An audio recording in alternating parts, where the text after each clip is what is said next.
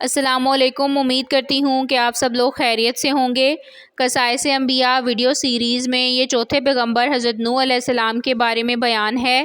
اس کا پہلا حصہ ویڈیو کے پہلے حصے میں بیان ہو چکا ہے، یہ اس کا دوسرا حصہ ہے۔ حضرت نوح علیہ السلام کو قوم کی طرف سے دھمکی اور عذاب کا مطالبہ۔ حضرت نوح علیہ السلام قوم کی سرکشی کے باوجود انہیں دن رات دعوت حق دیتے رہے اور قوم ان پر جو بھی الزامات لگاتی رہی اس کا اچھے انداز میں جواب دیتے رہے۔ دعوت حق دیتے ہوئے حضرت نوح علیہ السلام کو 950 سال گزر گئے۔ جب ایک نسل کے لوگ مرنے کے قریب ہوتے تو وہ بعد والوں کو یہ وصیت کر جاتے کہ تم نوح پر ایمان نہ لانا۔ آخرکار ان کی طبیعت ہی ایسی بن گئی کہ جسے ایمان اور حق قبول کرنے کی کوئی صورت گوارا نہیں تھی۔ انہوں نے بجائے دعوت حق کو قبول کرنے کے آپ علیہ السلام کو مختلف انداز میں دھمکیاں دینا شروع کر دیں اور ساتھ یہ بھی کہنے لگے کہ جس عذاب سے آپ ہمیں ڈراتے ہو وہ لے آؤ۔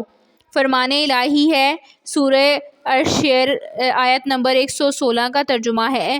قوم نوح نے کہا، اے نوح، اگر تم اس تبلیغ سے باز نہ آئے تو یقیناً تمہیں سنسار کر دیا جائے گا۔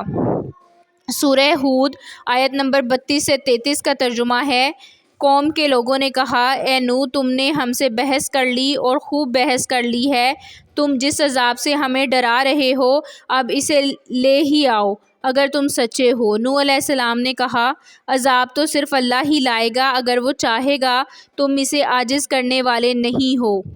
حضرت نوح علیہ السلام کی اللہ تعالیٰ کے حضور درخواست۔ جب حضرت نوح علیہ السلام کی دن رات دعوت ایمان اور بے مثال کوشش کے باوجود قوم نے دعوت ایمان قبول کرنے کے بجائے عذاب کا مطالبہ کر دیا اور اللہ تعالیٰ نے بھی بذریعہ وحی آپ علیہ السلام کو آگاہ کر دیا کہ جس کی قسمت میں ایمان تھا وہ لا چکے، اب مزید ایمان نہیں لائیں گے، تو آپ علیہ السلام نے اپنی قوم کے سرکش اور کافر لوگوں کے مقابلے میں اللہ تعالیٰ سے مدد کی درخواست کر دی۔ قرآن پاک میں ارشاد ہے، سورہ شعراء آیت نمبر 117 سے 118 کا ترجمہ ہے۔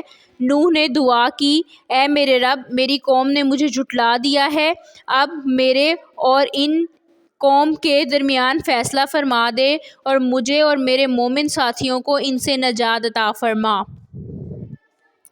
ایک دوسری سورت کے آیات نمبر 75 سے 76 کا ترجمہ ہے، اور بلا شبہ نوح نے ہمیں پکارا، دیکھ لو ہم کیسے اچھے دعا قبول کرنے والے ہیں، ہم نے انہیں اور ان کے گھر والوں کو بڑی مصیبت سے بچا لیا۔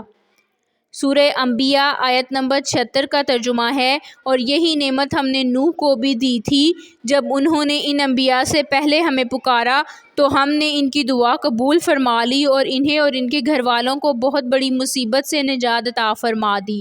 حضرت نوح علیہ السلام کی درخواست کی قبولیت اور کشتی تیار کرنے کا حکم۔ حضرت نوح علیہ السلام نے اللہ عز و جل سے اپنے لیے مدد کی درخواست کی تو اللہ تعالیٰ نے فوراً قبول فرماتے ہوئے آپ علیہ السلام کو ایک کشتی بنانے کا حکم دیا۔ سورہ انبیاء آیت نمبر 77 کا ترجمہ ہے، ہم نے نوح علیہ السلام کی دعا قبول فرما لی اور اس نوح کی قوم کے خلاف مدد کی جنہوں نے ہماری آیات کو جھٹلایا تھا، یقیناً وہ بہت ہی برے لوگ تھے۔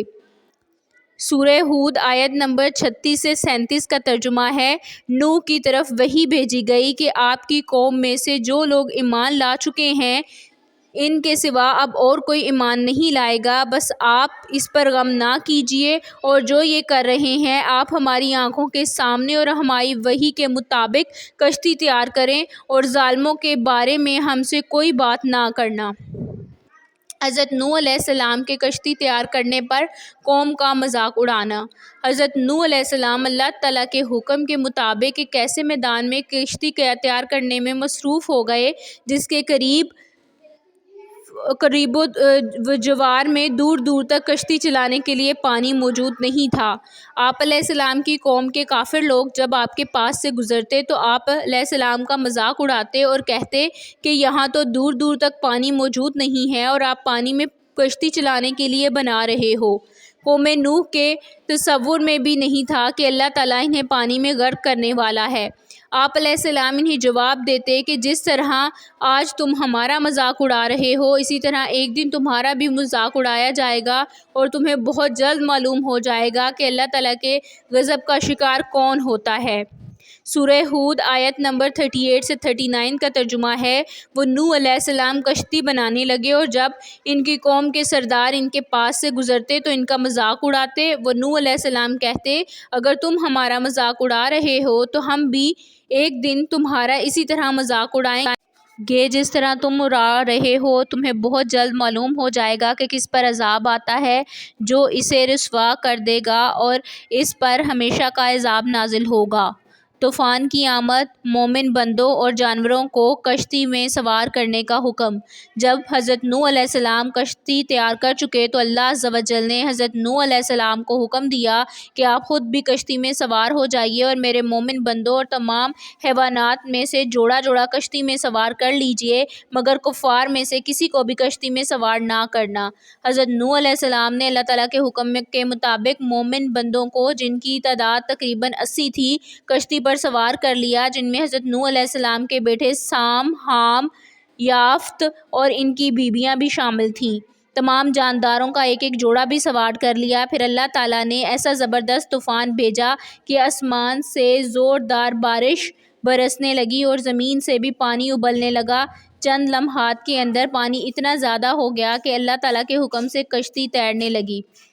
قرآن پاک کی سورۃ ہود آیت نمبر 40 کا ترجمہ ہے، یہاں تک کہ جب ہمارا حکم آ پہنچا تو تندور سے پانی ابلنے لگا تو ہم نے کہا، اے نوح علیہ السلام، اس کشتی میں ہر قسم کے جانوروں کا ایک ایک جوڑا سوار کر لو اور اپنے گھر کے لوگوں کو بھی سوار کرو، سوائے ان کفار کے جن کے بارے میں غرق ہونے کا حکم آ چکا ہے، اور تم ایمان والوں کو بھی سوار کر لو۔ اور اس نوح علیہ السلام پر بہت ہی کم لوگ ایمان لائے تھے۔